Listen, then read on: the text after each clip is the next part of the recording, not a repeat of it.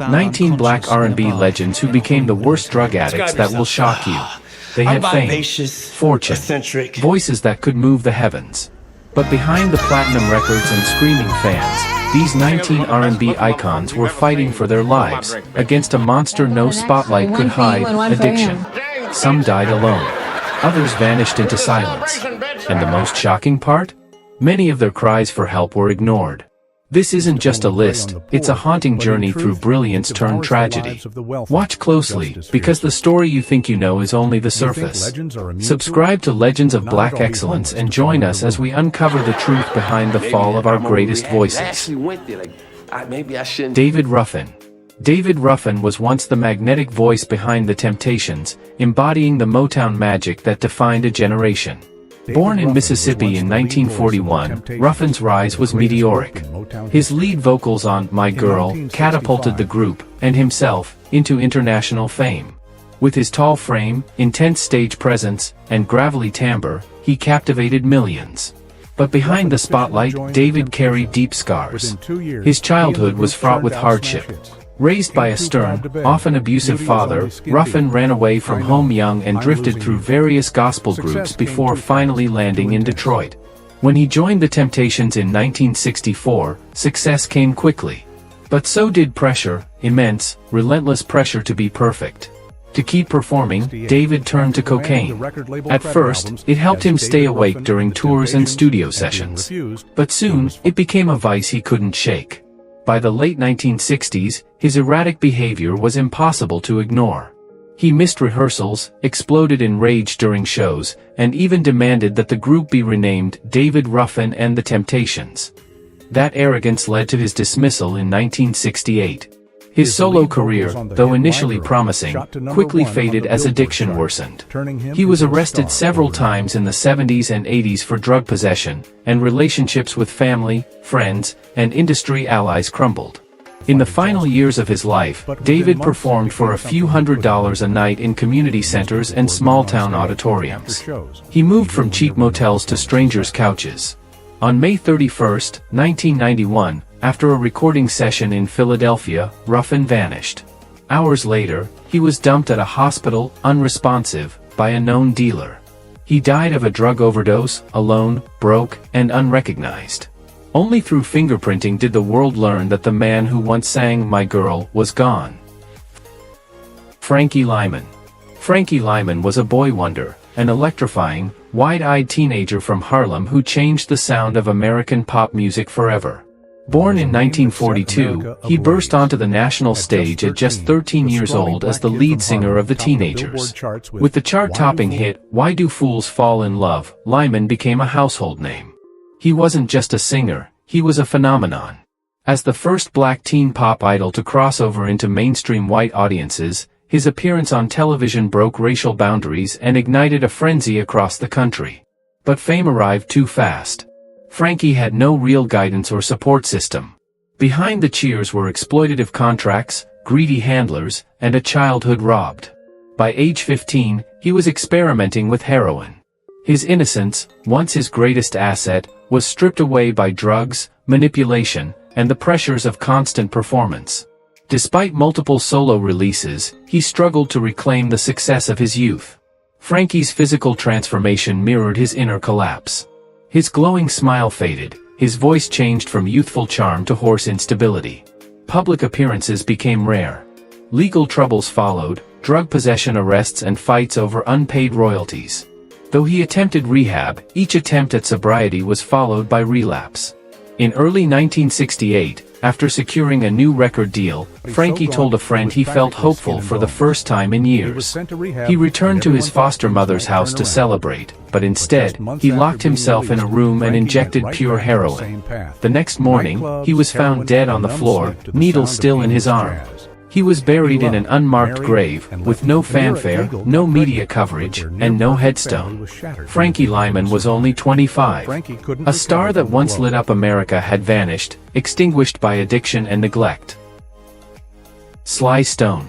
Sly Stone, born Sylvester Stewart in 1943, wasn't just a musician, he was a revolution. As the mastermind behind Sly and the Family Stone, he didn't merely blend funk, soul, and rock. he created a sound and philosophy that changed the face of American music. His group was the first major interracial, mixed-gender band to achieve mainstream success, with messages of unity, equality, and peace echoing in hits like Everyday People and Dance to the Music. But for all his brilliance, Sly's downfall was equally seismic. By the early 1970s, the pressure to keep innovating, coupled with the chaos of fame, drove him toward self-destruction. After his landmark album There's a Riot Goin' On in 1971, which captured a darker, more cynical tone than his previous work, Sly began isolating himself. Studio sessions turned erratic. He stayed up for days at a time, screaming at walls, convinced invisible forces were draining his creativity. That's when drugs took center stage. Cocaine was his first vice, but eventually he gravitated to PCP, a hallucinogen that pushed him deeper into paranoia. He carried firearms to interviews, believed his electronics were bugged, and began skipping performances. When he did show up, he'd arrive hours late, staggering on stage in sunglasses, clutching a shotgun, rambling about conspiracies. The band fell apart by 1975. Sly tried to continue solo but spiraled further into psychosis. From 1980 to 1987, he was arrested over 24 times for offenses ranging from drug possession to assault. His behavior grew more bizarre, showing up to court in pajamas, claiming to be paralyzed, or preaching that funk was his divine right. By the 2000s, he was no longer a fixture in music but a footnote in tabloids. In 2007, a Los Angeles Times investigation revealed that the once-millionaire was living in a broken-down RV parked in a residential alley. The vehicle had no plumbing or electricity. He lived on gas station snacks and used an extension cord from a nearby laundromat to power a small fan. Though he occasionally made brief appearances, like at the 2006 Grammy Awards, he never truly returned to music.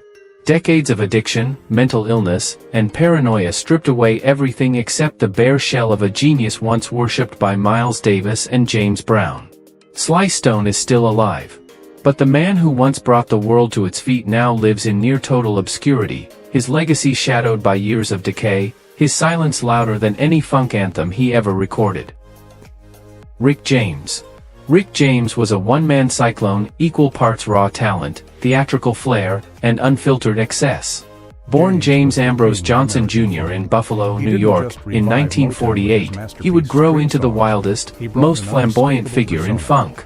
Known for hits like Super Freak, Give It to Me Baby, and Mary Jane, James revived Motown in the early 80s with a bold, electrifying twist that shocked and seduced audiences in equal measure. But behind the sequined boots, braided hair, and outlandish stage persona was a man spiraling into oblivion. Rick's drug use started gradually. Like many, he used cocaine to stay awake during long recording sessions. But he didn't stop there. By 1981, as his fame peaked, James was reportedly snorting cocaine every 20 minutes.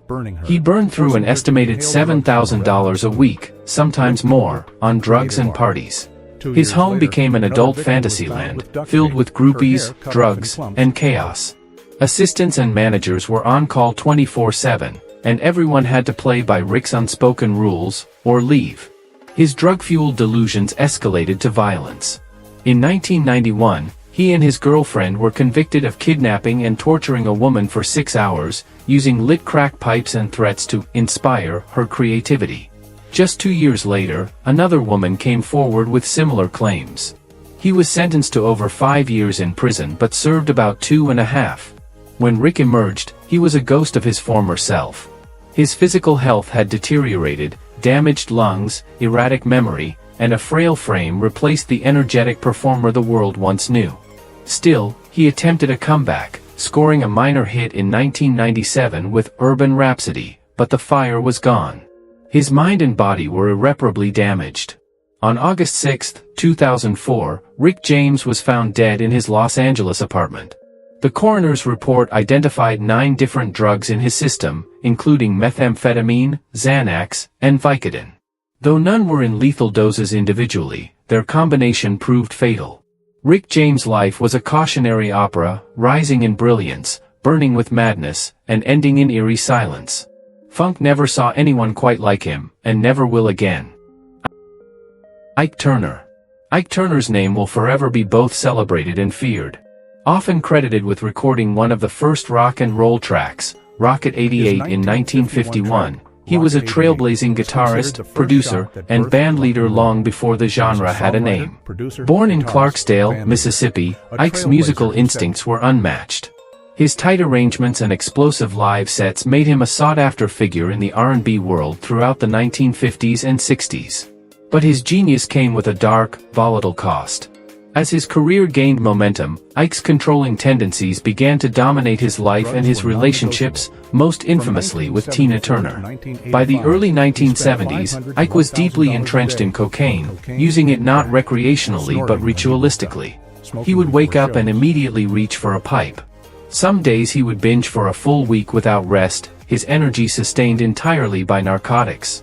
He spent up to $1,000 a day on cocaine and crack, patrolling his home at night with a gun, convinced he was being watched. He had every window blacked out, paranoid that CIA agents were spying on him. During his worst moments, Ike would force his band members to stand still for hours, interrogating them about imagined betrayals. His brutal abuse of Tina, both on stage and in private, became legend. From yanking wigs off during concerts to fracturing her face backstage, Ike's violence was worsened by his drug dependency and distorted reality. Tina eventually fled the marriage in 1976, escaping with just 36 cents and a gas card. Despite declining public support, Ike continued his descent. Police raided his home in 1987, uncovering crack pipes, firearms, and hundreds of grams of cocaine. He served prison time, entered rehab repeatedly, over 15 times by his own count, but never stayed clean. In his final years, he appeared gaunt and disoriented during television interviews. His face bore the scars of years lost to addiction, and he struggled to articulate thoughts coherently. On December 12, 2007, Ike Turner died of a cocaine overdose-induced heart failure. The coroner's report confirmed extensive cardiovascular damage consistent with long-term stimulant abuse. Tina Turner, when asked for a statement, said simply, "I don't mourn him. I mourn the man he could have been." R. Kelly. R. Kelly was once regarded as the voice of a generation.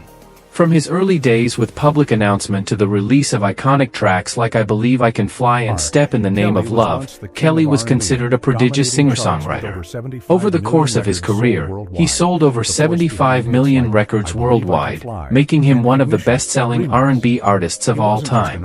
But beneath the success lay a deeply troubled soul. Born in Chicago's South Side in 1967, Kelly suffered childhood abuse and trauma that shaped his adult psyche in dangerous ways. As his fame exploded in the 1990s, he began using sedatives, stimulants, and recreational drugs to numb psychological wounds and maintain control over his surroundings. Cocaine, MDMA, Xanax, and alcohol became staples in his daily routine. His addiction wasn't just to substances, it extended to domination and secrecy. Within his 17,000-square-foot mansion, Kelly operated what would later be described as a cult-like environment. Young women, many underage, were reportedly confined, deprived of communication, and subjected to strict rules enforced by the singer. The drugs were not just for Kelly, they were tools to manipulate and subjugate victims. Weekly, Kelly consumed an average of 4 grams of cocaine, often mixing it with liquor and anesthetics. He used this chemical haze to sustain sexual rituals and power dynamics, according to court testimony. One survivor said she was forced to write his name in blood on the wall as a cry for help. In 2019, public pressure and years of investigative work led to federal charges. By 2021, Kelly was convicted of racketeering and sex trafficking. He was sentenced to 30 years in federal prison and faces additional charges in multiple states. In prison, he lives under constant suicide watch, medicated with mood stabilizers and kept isolated. His empire has collapsed, record labels dropped him, royalties were frozen, and over 13 civil lawsuits totaling $37 million remain unresolved. R. Kelly's fall wasn't simply a cautionary tale about addiction, it was a horrifying exposé on how power, when coupled with unchecked addiction and trauma, can become monstrous. Sean Diddy Combs. Sean Diddy Combs, born Sean John Combs in 1969, was a titan of modern entertainment, a mogul who transcended hip-hop to conquer music, fashion, television, and business. As the founder of Bad Boy Records, he discovered and shaped the careers of the notorious B.I.G., Maze, Faith Evans, and others.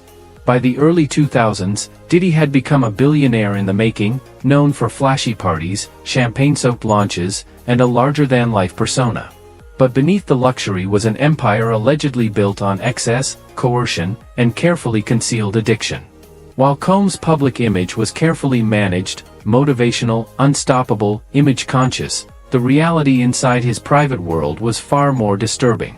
Long before the public reckoning in 2024, whispers circulated about his notorious house parties, which spanned days and were awash in cocaine, ecstasy, and alcohol.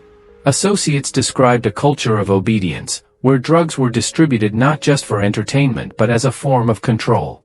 Multiple former employees revealed that Diddy regularly consumed up to 3 grams of cocaine per night, often mixing it with alcohol to maintain an illusion of alertness. These substances, combined with his obsession with dominance, allegedly fueled dangerous behavior. He used surveillance, intimidation, and isolation to maintain loyalty and silence.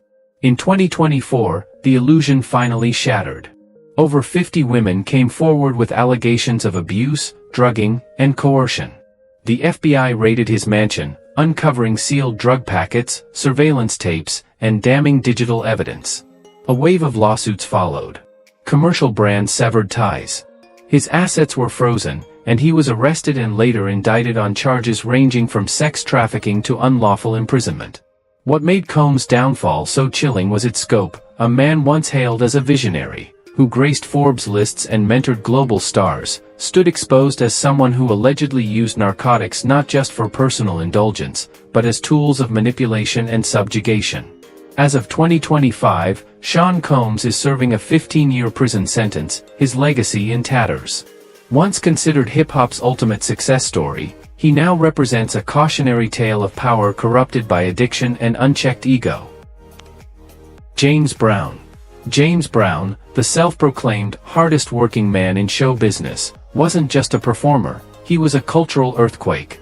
From his explosive footwork to his raspy wails of "I Feel Good" and "Papa's Got a Brand New Bag," Brown shaped the future of funk, soul, and R&B. His influence was immeasurable, stretching across generations of artists, from Michael Jackson to Bruno Mars. But behind the tightly choreographed shows and fierce discipline was a man fighting a battle no stage could conceal.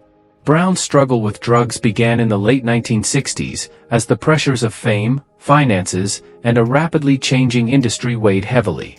To stay energized through relentless touring, he turned to amphetamines, then cocaine, and eventually PCP. His drug use spiraled during the 1980s, coinciding with increasingly erratic and violent behavior. Brown became paranoid, convinced he was being surveilled. He barricaded himself inside rooms, armed and delusional, often yelling at unseen enemies. His marriage to Adrienne was riddled with abuse. She was hospitalized more than once following his explosive outbursts while high. The most public meltdown occurred in 1988 when Brown, armed and high on PCP, stormed into an insurance seminar shouting accusations. A wild police chase ensued across state lines. When captured, Brown was disoriented, incoherent, and drenched in sweat, with elevated drug levels in his system. He was sentenced to 6 years in prison, serving a portion before being released in the early 90s. Though he returned to performing, Brown never regained his full command. His once mighty body was withering, his iconic voice quivered. Interviews became increasingly confusing, and his relationships with band members grew strained. James Brown passed away on December 25, 2006, at age 73. The coroner cited heart failure, but the deeper cause was decades of unchecked drug use and unrelenting personal chaos. His influence remains colossal, but so does the caution his story carries. Etta James. Etta James was a powerhouse. Her voice, rich, unfiltered, aching with raw emotion, could shatter hearts and mend them in the same breath. From At Last to Tell Mama, she forged a legacy not just as a performer, but as a force of nature in the evolution of American blues and R&B. Born James Etta Hawkins in 1938 in Los Angeles, her life was turbulent from the very start. She never knew her father, and her teenage mother drifted in and out of her life. Raised by a series of guardians, Etta learned early how to survive without love, and how to mask pain with music. But no amount of applause could fill the emptiness she carried. By her early 20s, she was already in the grip of heroin, introduced to it by men in her circle who saw her vulnerability and offered it as a coping mechanism. The drug dulled the emotional bruises she bore from years of abandonment, but it also stole her career piece by piece. Throughout the late 1960s and 70s, her arrests became as frequent as her performances. She missed gigs. She showed up high. She fought with producers. Recording sessions were cancelled, and her reputation collapsed under the weight of unreliability. Several labels dropped her altogether. She was no longer the queen of blues, just another addict in the system. In the 1980s, she entered rehab, again and again. She fought for her voice, her dignity, and her life. The industry watched as she clawed her way back from obscurity. In her later years, she was inducted into the Rock and Roll Hall of Fame and earned Grammy recognition. But the years of addiction had done irreversible damage. Etta James died on January 20, 2012, from complications related to leukemia, but her body had long been weakened by decades of heroin abuse. Despite her resilience and eventual resurgence, her story remains a haunting reminder of how deeply addiction can wound even the strongest of voices. Whitney Houston. Whitney Houston was perfection, at least on the surface.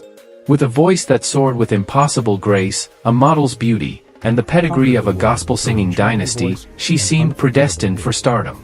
Her debut album in 1985 sold over 25 million copies worldwide, and I Will Always Love You became one of the best-selling singles of all time. She was the golden girl, the American dream incarnate. But inside, Whitney was crumbling. Raised in Newark, New Jersey, under the strict guidance of her mother, Cissy Houston, and surrounded by famous relatives like Dionne Warwick and Aretha Franklin, Whitney's path to fame was swift and suffocating. Behind the elegance, she wrestled with insecurity, loneliness, and a desire to escape the image the world forced on her. Her descent into addiction began in the early 1990s, exacerbated by her tumultuous marriage to Bobby Brown. Together, they spiraled into codependency, fueled by substances that ranged from marijuana and cocaine to prescription sedatives like alprazolam. She missed rehearsals, canceled shows, and endured public embarrassment as her voice deteriorated before the eyes of the world. By the 2000s, the transformation was undeniable. She appeared disoriented in interviews. Her iconic voice was raspy, her range diminished. During her 2009 comeback tour, she stumbled through performances, forgot lyrics, and left fans heartbroken. Her radiant aura had dimmed into a fragile shadow. Despite moments of attempted recovery, the grip of addiction never fully loosened. On February 11, 2012, just hours before she was scheduled to attend a Grammy party, Whitney was found unconscious in a hotel bathtub. Autopsy reports confirmed the presence of cocaine, marijuana, and a sedative, leading to accidental drowning. Her death shook the world. Whitney Houston, who had once sung with divine clarity, died alone and exhausted. She left behind a legacy unmatched in scope, and a cautionary tale about the unbearable weight of image, pressure, and self-medication. Bobby Brown. Bobby Brown was once the face of a new sound. As a key figure in the emergence of New Jack Swing, he brought attitude, energy, and raw charisma to the stage.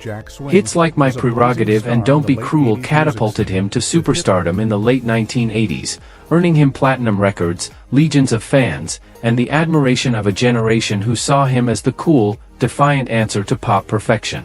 But behind the bold moves and infectious hooks was a man unraveling faster than anyone could see. Born in Boston in 1969, Brown grew up surrounded by poverty and street violence. The death of a childhood friend in front of him left emotional wounds that never fully healed. Fame came early, first with New Edition, then as a solo act, but maturity didn't arrive with it. By his mid-20s, he was living in excess, leaning heavily on drugs and alcohol as coping tools.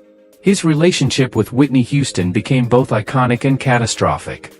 Together, they spiraled into addiction, feeding off each other's instability. Cocaine, heroin, and liquor dominated their marriage. Public fights, legal troubles, and erratic behavior became commonplace.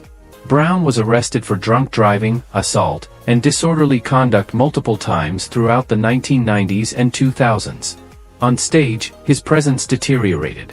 The smooth choreography gave way to clumsy stumbles. His once confident swagger became unpredictable rage. Media outlets began highlighting not his music, but his downward spiral. Brown's voice, once sharp and commanding, grew hoarse. Tours were cancelled, albums delayed, and opportunities lost. The death of Whitney in 2012 hit him like a tidal wave. Though they had divorced years earlier, their lives remained intertwined by addiction and tragedy. Brown spiraled further, briefly seeking rehab, but relapsed multiple times. In recent years, Bobby Brown has tried to rebuild. He has spoken candidly about his addictions, his regrets, and the toll that decades of poor choices have taken. He founded the Bobby Christina Serenity House in memory of his late daughter, hoping to help others find the peace he still seeks. Though alive, Bobby Brown stands as a survivor with deep scars, living proof of what addiction can do to a brilliant star who once had the world at his feet. Wilson Pickett. Wilson Pickett was a firebrand of soul, gritty, electric, and unapologetically fierce.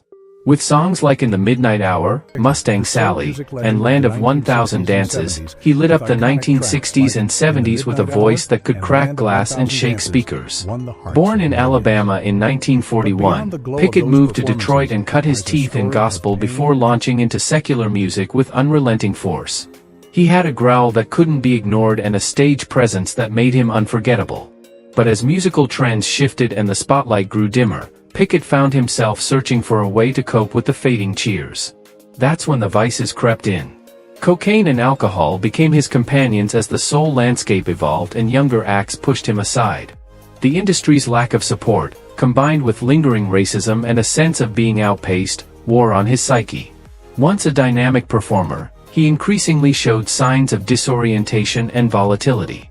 He became notorious for erratic behavior, both in public and in private. In 1988, Pickett was arrested for driving under the influence. Witnesses said he was completely incoherent behind the wheel, lucky not to have hurt anyone. Over the years, more arrests followed, each one pulling him further away from the artist he once was. Though he continued to perform occasionally in the 1990s, it was clear that his health and voice had suffered. His tone lost its edge. His performances, once passionate and precise, became uneven. By the early 2000s, he had largely withdrawn from the public eye. Wilson Pickett died on January 19, 2006, from a heart attack. While the immediate cause wasn't drug-related, decades of substance abuse had taken their toll on his body, leaving him weakened long before his final breath. Pickett's legacy lives in the soul music canon, but his personal story is a stark example of how even the most powerful voices can be silenced by slow, steady self-destruction. Marvin Gaye. Marvin Gaye was the soul philosopher of a turbulent era. With a voice as smooth as velvet and a mind tuned to social unrest, he redefined R&B with deeply personal and politically charged anthems like What's Going On, Mercy Mercy Me, and Let's Get It On. Born in 1939 in Washington, D.C., Marvin grew up in a strict religious household under the watch of his father, a minister whose discipline often bordered on cruelty. That emotional repression would echo throughout Marvin's life. His career at Motown began with love songs, but as the Vietnam War, civil rights movements, and personal losses weighed on him, his music transformed into a powerful channel for sorrow, anger, and healing. He became not just a singer, but a prophet for the disillusioned. Yet behind the music, Marvin Gaye was locked in an internal war. The death of his beloved duet partner Tammy Terrell in 1970 shattered him emotionally. Grief drove him into isolation, and eventually into drug use, primarily cocaine, which he used to cope with depression, anxiety, and creative pressure. By the late 1970s, Marvin was struggling with mounting tax debt, addiction, and failed relationships. He fled the United States for Belgium, hoping distance might cleanse the chaos. He released Midnight Love in 1982, featuring the massive hit Sexual Healing, which signaled a professional resurgence, but his personal life remained a mess. Cocaine dominated his daily life. He became paranoid, erratic, and convinced he was being watched. His volatile relationship with his father worsened during this time, especially when Marvin returned to live with his parents in Los Angeles in 1983. On April 1, 1984, just one day before his 45th birthday, an argument between Marvin and his father turned fatal. After a heated confrontation, Marvin Gaye Sr. shot his son with a revolver that Marvin had given him as a gift months earlier. The world mourned the loss of one of its most profound musical minds. Marvin Gaye's brilliance was undeniable, but so were his inner demons. His life remains one of the most tragic examples of how genius, when left alone in the dark, can become its own undoing. Chaka Khan. Chaka Khan, known as the Queen of Funk, is a vocal hurricane, a force of fire and finesse who blazed trails for black women in music with her undeniable talent and fearless style. Bursting onto the scene in the 1970s as the frontwoman of Rufus, Khan quickly became a sensation with songs like Tell Me Something Good and Ain't Nobody. Her signature vocal runs and confident stage presence made her a global icon. But behind the glittering costumes and applause, Khan lived with a weight few could see. Born Yvette Marie Stevens in 1953 in Chicago, she was raised in a politically active household but struggled early on with personal identity and self-worth. The pressure to perform and uphold a powerful image in an industry that frequently devalued black women took its toll. By her early 20s, Chaka was using cocaine and heroin to cope with fame's demands and the loneliness it brought. The dual pressures of being a musical pioneer and a single mother only deepened her dependency. She once admitted to spending days in hotel rooms under the haze of narcotics, unable to face reality. During the 1980s, her addiction intensified. Despite continued musical output, including solo hits like I'm Every Woman and Through the Fire, her personal life was marked by missed appearances, volatile relationships, and severe financial strain. Reports estimated she spent over $2 million on drugs and lavish escapism during her lowest periods. Eventually, her health began to suffer. Weight fluctuations, vocal strain, and mental fatigue forced her into a cycle of detox, relapse, and emotional reckoning. But Khan refused to be silenced by her struggles. After multiple stints in rehab and years of internal work, she regained control of her life. By the 2000s, she made a celebrated comeback, winning Grammys and performing with renewed clarity and purpose. Though sobriety remains a lifelong battle, Chaka Khan's journey is one of rare resilience. She didn't just survive addiction, she confronted it head-on and kept singing.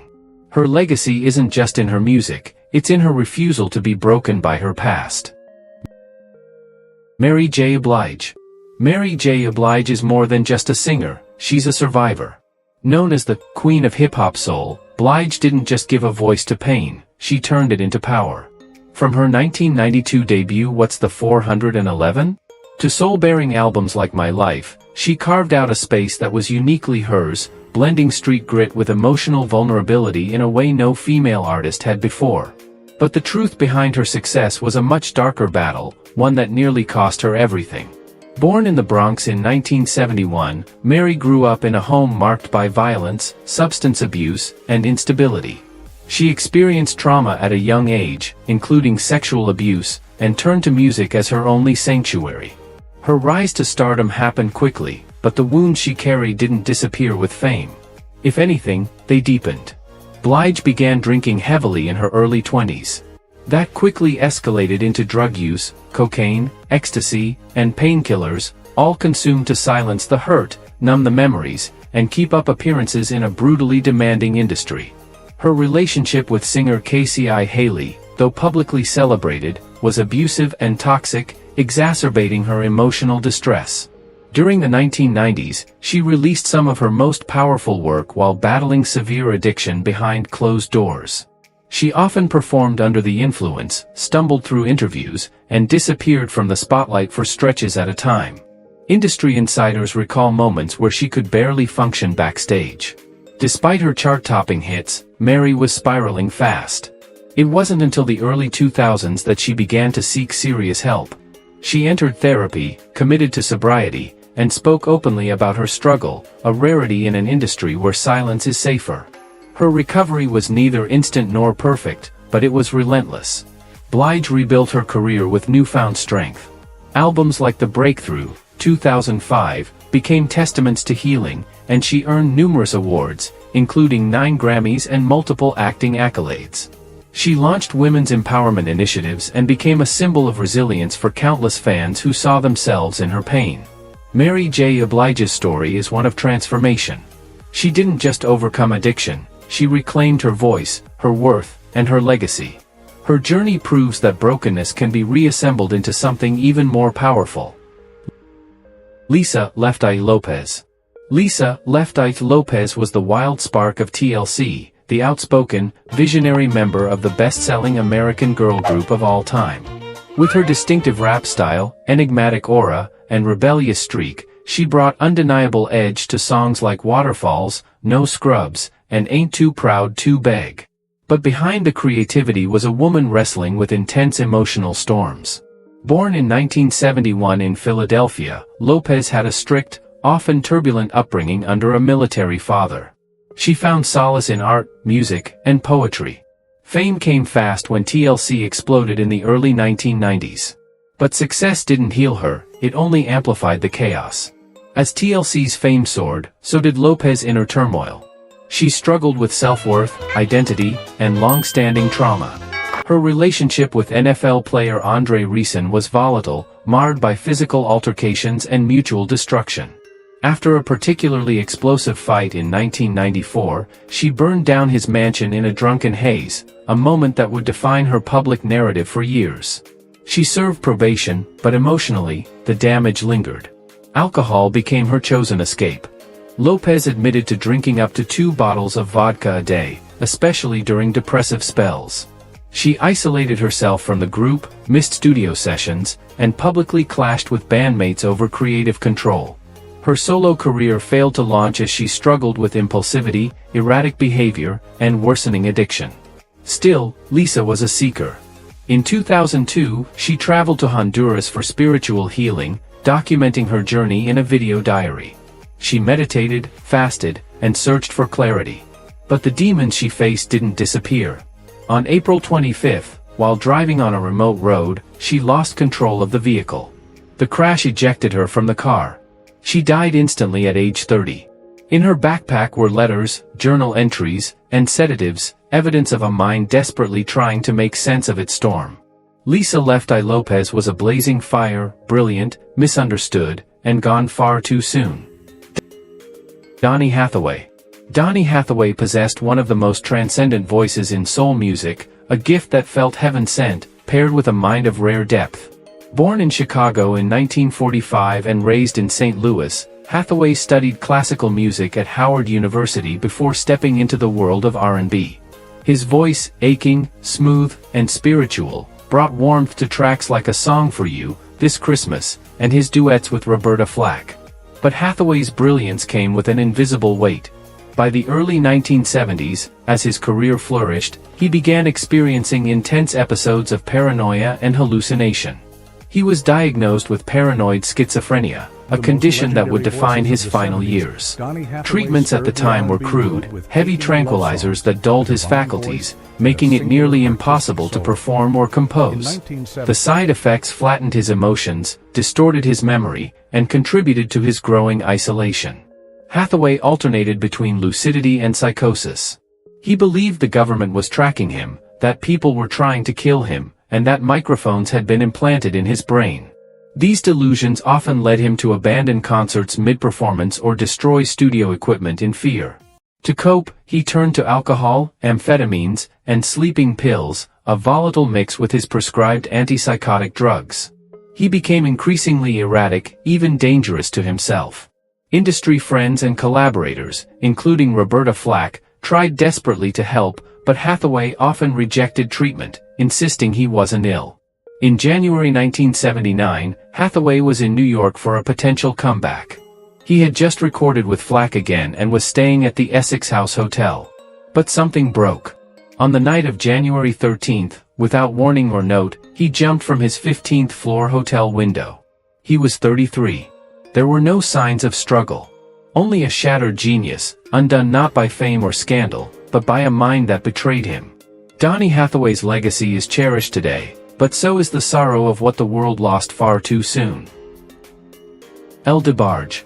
El DeBarge was once the silken voice of the 1980s, ethereal, falsetto-rich, and utterly distinct. As the lead singer of family group DeBarge, El delivered romantic anthems like Time Will Reveal, All This Love, and the dance floor hit Rhythm of the Night. His angelic tone earned comparisons to Smokey Robinson and admiration across genres. But his rise to fame was layered with pain. Born Eldra DeBarge in 1961 in Detroit, El grew up in a household marked by dysfunction. He and his 9 siblings endured verbal, physical, and, allegedly, sexual abuse at the hands of their father. These early traumas left deep scars, and by the time El found success, the emotional foundation beneath him was already crumbling. After DeBarge disbanded in 1986, El pursued a solo career, but also plunged headlong into narcotics. Cocaine and heroin became daily dependencies, not just recreational escapes. At his lowest, he was spending nearly $2,000 a week on drugs, often disappearing for days, locking himself in hotel rooms with syringes and pipes while recording deadlines passed. Between 1992 and 2010, El was arrested 13 times for drug-related offenses. His attempts at recovery were short-lived. Rehabs came and went. So did label deals.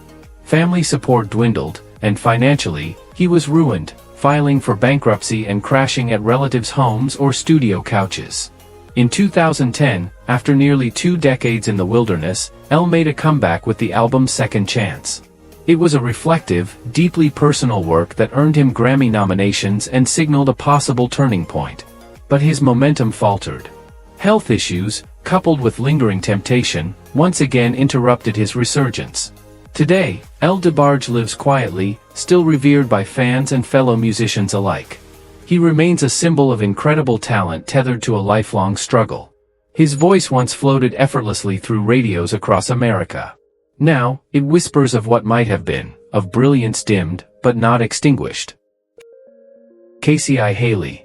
Casey I. Haley, born Cedric Renard Haley in 1969, was the fiery soul at the heart of Jodeci, the groundbreaking R&B group that redefined the genre in the 1990s.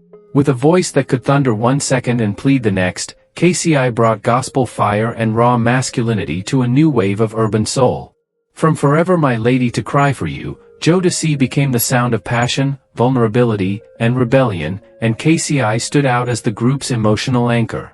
But as their fame soared, so did the pressures, and Casey I found escape in a bottle. Known for his wild energy on stage, he became equally known for arriving drunk to rehearsals, sound checks, and sometimes not showing up at all. Vodka was his go-to.